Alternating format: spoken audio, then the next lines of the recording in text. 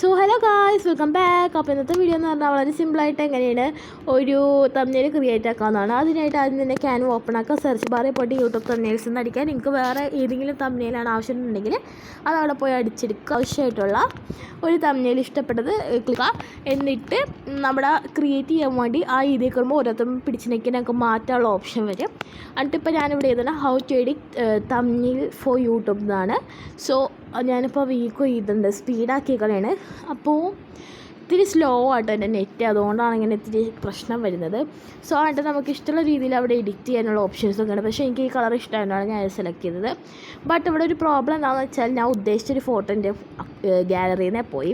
അപ്പോൾ ഈ ആരോ മാർക്കൊക്കെ നിൽക്കണമെങ്കിൽ അത് നമുക്ക് ഇഷ്ടമുള്ള പോലെ ഡിലീറ്റൊക്കെ ചെയ്യാൻ വളരെ ഈസിയാണ്. നമ്മൾ പഠിക്കേണ്ട യാതൊരു ആവശ്യമില്ല.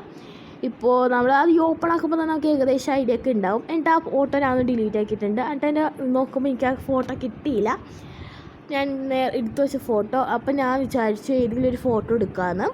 സോ അതിനായിട്ട് ഞാൻ നേരെ ആദ്യം ഒരു ഫോട്ടോ ഉണ്ടായിരുന്നു ഫേസ്ലെസ് ആയിട്ടുള്ള ആ ഒരു ഫോട്ടോ ഇട്ടിട്ട് അവിടെ അഡ്ജസ്റ്റ് എന്ന് പറഞ്ഞ ഓപ്ഷൻ വെക്കുക.